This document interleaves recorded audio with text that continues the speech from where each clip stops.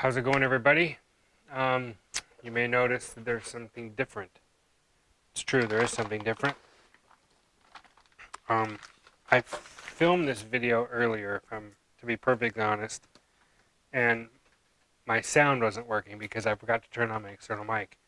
But inside this box that has the French word for gilet was some parts for this grill, for this hood, and this is what I had on here, and that's what I'm putting on. So a much better piece, not perfect, much better. It can look really good. I'll put the lip on that side so you guys can see it.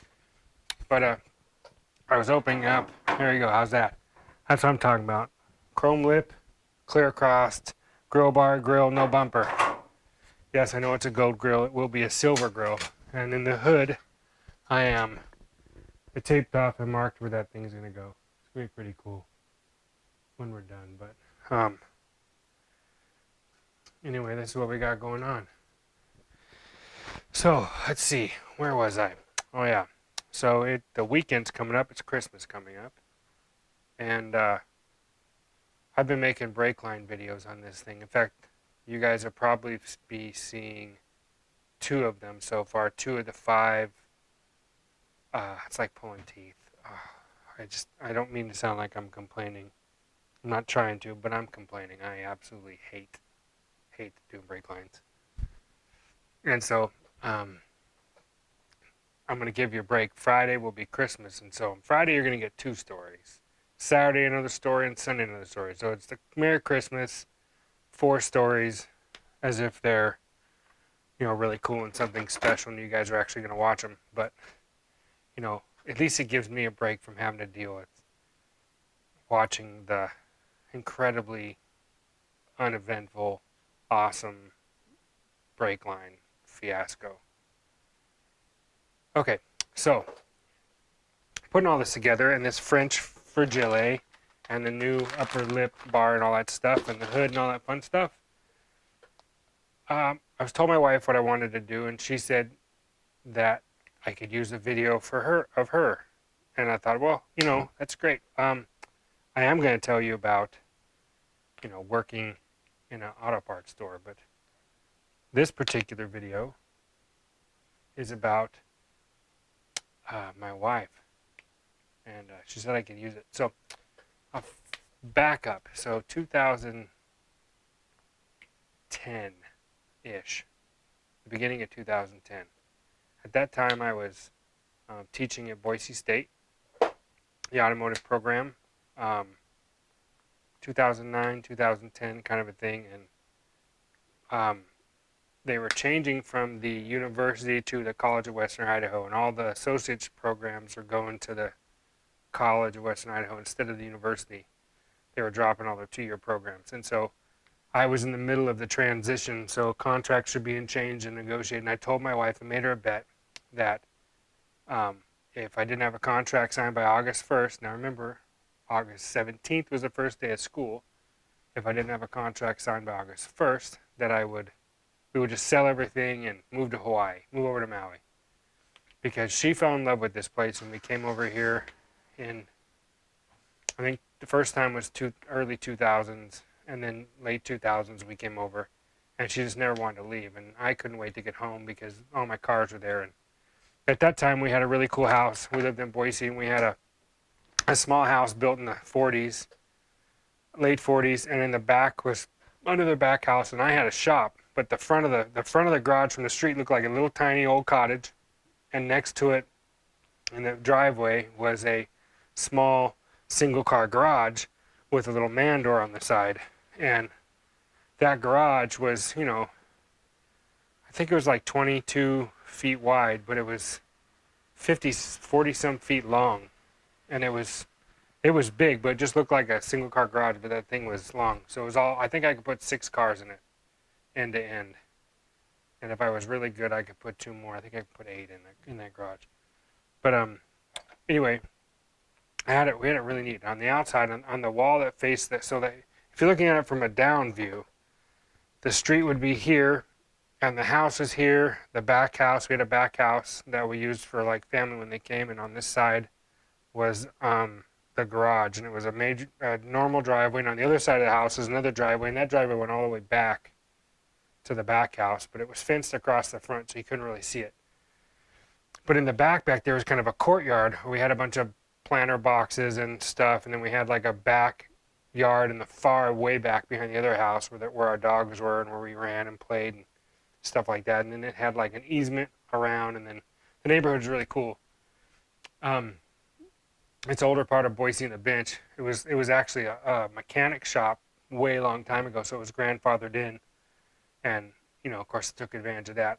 But I just worked in old cars then, and it was just nothing newer than '72, and it was stuff that came from shops. But I'm getting into other stories if I continue there. So basically, we had that, and I told her we would sell everything and move, tools, cars, everything, but on one condition, that we brought my 46 Chevy Coupe that are in the other videos way early on on this channel.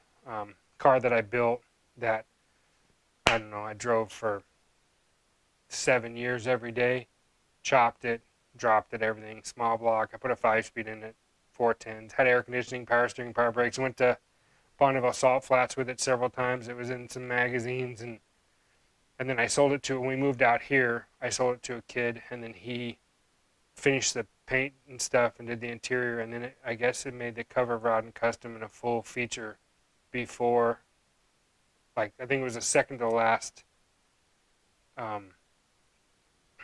magazine before Rod and Custom went away. It was second to last issue, and then it ended up in Australia, I think is what I heard. Some guys that told me it's over there, and I saw some pictures. I guess it's over there. It's black, it's real pretty. Anyway, I brought that car over, and that was the deal. We can go over there as long as I can bring some sort of sanity with me to an uncivilized place, because I didn't like it over here. I never got to hang around with people with cars. It was always go to the beach, go snorkeling. I didn't get to do any surfing or any of the stuff I wanted to do. It was just hang out with family, which, when you're a guy and you're a gearhead, the last thing you want to really do is hang out with your family. What you really want to do is turn some wrenches and go bench race with your buddies and, lose track of time intentionally. And so that was where I really was and what I really wanted, if I'm honest, and being totally selfish. But so that happened. We moved over here, and then about my wife sold her Jeep and some other stuff that she had on the mainland, and then she finally followed me over here. I came over first, and then I ended up selling that coupe. And when I sold that coupe, I had some cash, and I bought an old panhead and some stuff like that and some parts. And then she wanted a new car, and so she wanted something that was cool, and she wanted a Prius. And I'm like, no, I don't really want to get a Prius. Although I had several of them. They're actually pretty. You can beat the snot out of them, and they just keep going. Those old ones keep going. So they're a really good car, but I hate everything they stand for. Anyway, so we tried out a Prius, then we tried out a brand new Subaru, and the Subaru was like one of those. They had just come out with a 2-liter and a CVT, and we live up the volcano, so we drove them up the hill, and these things were getting like, including the Prius, was getting like 6 or 7 miles a gallon, and they're screaming their guts out because the tranny's slipping. They're doing that CVT thing, and he can't feel it shift. And I was like, I don't want to ride a snowmobile every day. Like, this thing is lame. I hate it. And we got back down to the Subaru dealer, and I had been spying up on the rack. They had a brand new WRX wagon, silver one, and I knew that the 2000 I bought it August 2012, and it was a 2013, and I knew these things were handmade, and it came straight from Japan to Hawaii. It didn't go to America and then get this stuff and it came over. And so I knew that those years the WRX was faster than the SDI because of gearing and weight, and they were only like 15 horsepower less than the SDI, but they were like a tenth quicker, 0 to 60, and I think within like a tenth or so of the quarter mile, they were quick. It was a fun little car. So we got this little silver Subaru, and she loved it. Brand new car, and she can drive a stick. She's really good with a stick, so she's ripping around in this thing, and Which gets me to the point of the story. She calls me one day, I'm at work, and she said, "Hey, how far up on the gaugey things and the next to the mile per hour, that other big one that moves back and forth, how far up on that gauge can that needle go before I hurt the car?" And I'm like, "Oh, you can take it clear up to the red line, and I mean, it has a red limiter, it'll stop. I mean, that's what it was built for." And she's like, "Oh, okay, good." And I said, "Why?" And she said, "Oh, I just wondered." And I wanted to know, why? Why are you asking me this question? Like, and she said, "Well, well, you know where we live?" And I was like, "Yeah." And at that time, I think we were out. It was before we moved here in this house. We were at another spot, and it was a ways out towards Hana, and it was like there's some blind corners that the highway runs out there, and it's 2 lanes. It's kind of narrow and it's really windy, and some streets just come off of the mountain into these gullies at the bottom of, like, the hill goes down and up, and this little be like a side street right there where you gotta turn. And so we always took this same one home, and she was at the bottom of it and getting ready to get on the highway, and she told me, and she said she went to pull out and a car was coming, so she nailed it. And then um, the thing went way up, and she grabbed second gear, and before she knew it, she was almost hit the guy in front of her, which she didn't even know a car went past. He was clear over the top of the hill on the other side. And she said it was, it scared her. And I was like, "Oh, are you okay?" And she said, "No, no, it was actually really fun. And that's why I want to know if I'd break it." And I go, "No, you can do that all you want." She goes, "Really?" I was like, "Yeah, as much as you want." I said, "You're not going to hurt it. It's a race car on the street. Have as much fun as you want." And so she did. She used to beat the snot out of that thing. Like, I mean, it was in boost all the time. She was always in that, on that car. And I thought about tuning it and, pumping it up and changing the turbo and doing a few things. But, you know, knowing my wife and how well she drives, and when she gets excited about something, I don't know if that thing would get out of control too fast for her. So I just never did anything to it. I left it stock. And we had it for years, years and years and years. And it ended up being a lemon, believe it or not, because it was a hand-built car, and it was the first one in Hawaii, and it was the first year before the year. Like, it was like the first style of that body. It was a whole bunch of firsts that, if you're a car guy and you never buy the first of a first, because there's always going to be like little things that they have to do. And this thing, I mean, they ended up changing, I think, the entire suspension and tweaking the unibody to make it, because the thing would chew up, it would chew up tires in, like, a couple thousand miles, just completely shred them to cords. And so when they finally got that thing sorted out, that thing just was like on rails. Then there was a few other issues with, like, harnesses and stuff that it had problems with that thing because it would get hot. But um, yeah, that car was really fun, and she loved it. And she told me I could tell you guys that story. But yeah, that was it. That's that story. Which I guess leads up to story number 2. Story number 2. I'll do a couple quick ones. These had to do with me working in auto parts store, but not directly in my auto parts store. I had friends in other auto parts stores that worked for other companies. Back when I was growing up, back when auto parts guys knew anything, if you remember, a lot of auto parts stores were built with service stations or machine shops in the back. So you could go in and order an engine, and they would, like, take a used bore, a core block in the back, and they would turn your crank, and they would build the whole thing and, like, assemble it. And they'd go out on the shelf and grab parts and go back in the machine shop and build your motor. Like, they actually did that back then. And I worked in a machine shop at an auto parts store for a while and did that, and I learned a bunch about doing that. I worked in 2 machine shops doing that, once in high school and once way after, an auto parts store. And I met some amazing, they're geniuses. These guys are artists back there doing that stuff. But those shops closed down. Like, they don't exist anymore. And The same with, they used to have service centers. So you'd have like an auto parts store, and then there was like a service center. Like Pep Boys is pretty, I think Pep Boys is still around. And Pep Boys does that. They did that. And so these were like small mom and pop stores that were not chains like Pep Boys. Although Pep Boys kind of keeps it the way it was, but they just took the old idea and expanded it. And the auto parts stores, from what I remember and from what I understood, was it started out as guys in small mechanic shops or service stations that needed to stock parts for the vehicles they were working on, and then people would come in there and they would buy things, and it just turned into, like, instead of just snacks and sodas or fan belts or whatever, or oil filters or whatever was on cigarettes and soda pop, it would expand into, you could go down to the service station and you could pick out, instead of a gift shop like they are now, you can pick out like you could buy tires, you could buy all sorts of stuff. And so they just grew from there. And these became like service centers, but they also stored parts. And so one particular one, and this was in, I think I was still in Reno, so this would be high school, or right after high school, I think. And I had friends that worked at auto parts stores, and so I was at one of the auto parts stores visiting another friend working at another one, and I walked in there. As I'm walking in, I think I had my Chevelle. I don't remember what I had at the time, but I pulled in, and I see this like beat up Datsun B210.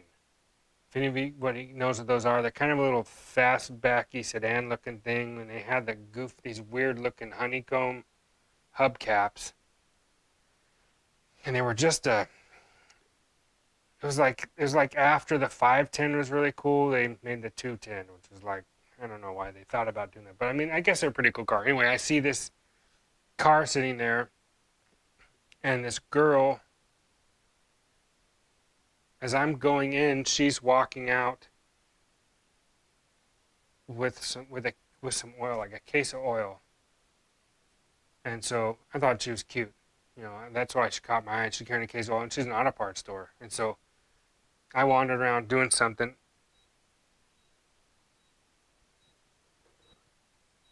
Oh, my Instapot's going off. So I wandered around doing something. I think I couldn't get to my bar. I needed something. And so I went back out to my car, and as I'm coming out of the door of this auto parts store and I'm going right, the store was built, so the store was here, and I come out of the door, and it was kind of on an angle, the driveway was. And so as I come around, I can see my car, and behind my car looks like liquid running down, down the parking lot. I'm thinking, is my car leaking? As soon as I get close to my car, I see the hood open on this 210 and the case oil on the ground, and this girl's got, she's got the oil containers, and she's doing this over the top of the motor, and she's taking the cap, she's putting it back in the container, gets another one, cracks it open, and I see her crack it open, and I'm like trying to figure out if I'm actually seeing what I'm seeing, and she's pouring it over the top of the engine, and the oil spill, or this fluid I'm seeing leaking, is the oil from her car. And I come walk over, I'm like, what are you doing? And she says, oh, my boyfriend said the car needed oil, so I'm getting it oil. And I was like, it's not a turkey, you don't baste it. And she says, well, what do you mean? I reached in there through the oil, and I pulled the cap off, and I said, it goes in here. And she goes, oh, okay. But this car leaked a lot of oil, so she thought that it was leaking on the ground. 2 + 2 = 7. You just need to like pour more oil on it. The car needed oil. And so she's almost out of this case of oil. Like I don't know how long I was in there, but she needed more oil. There wasn't enough quarts in there to fill it up, she thought. So I go back, and I get like a rag, and I go back in there, and I'm like, oh man, you're going to need to get some kitty litter. And I'm telling the guy in the back counter what just happened. He's like, oh my gosh. We laughed and we chuckled, and I'm looking at like some performance stuff, and I hear ding, ding, and I look, and I see her head go out, and she goes out the front door, and I'm thinking, she'll be fine now. You guys have to clean it up. Wait till she leaves, because you don't want to go out there and track it all over the place. And I'm like, okay. And so I head back out there. I think I picked up what I needed, something, and I'm heading back out. And I go back out and I see this oil trail again. Only this time it's much bigger, like like much bigger. And I'm trying to grasp what I'm looking at. And I walk around, and she's standing there looking at it. And I go over and look at it, and um, I was like, I don't understand what happened. And she said, well, I just filled it up. Yeah, marinate on that. And I pull the cap off, and it's full, like full to the brim full, like full. And she'd used the entire case. And so I said, just stop, stay, stay. And I went back in there and I hollered at the guys. I'm like, hey, she's bought like 2 cases of oil and she's filled it. And they're like, okay, good. I go, no, no, she's filled it. You have the Exxon Valdez oil spill out there to clean up, and her car is full. And they're like, oh man. So we're sister story work together. So um, I think I took. Oh, my wife just got back from a run. You want to take the puppy? Hi, puppy. No, you're not interrupting. I already told your story. So, working in a sister's store, and I know these guys, so we just eventually, I think we just pushed the car around back into the service station, and they changed her oil for her. And, she was out 2 cases of oil, and, I think they gave her an oil filter, which back then, oil was like, what was it, like 60 cents a case or a quart, and oil filter was like $1 maybe. It was cheap. But yeah, that was definitely one for the record books. Yeah. Okay, so hope you enjoyed those 2 stories. I'll give you a couple more tomorrow. See you guys tomorrow. Hey, I forgot to say Merry Christmas. Merry Christmas, everybody. I hope you and your family are doing good, and hope you're having fun and being with people you love, because that's really what's important.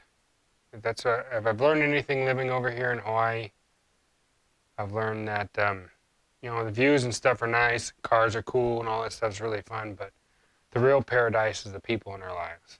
And relationships with those people, that's really what's important. So, keep that in mind. I hope you're having fun. I hope you guys are eating way too much, and hope Santa brings you everything that you wanted, and some stuff that you didn't want but you really needed. And I hope Santa, didn't spend too much money on the car.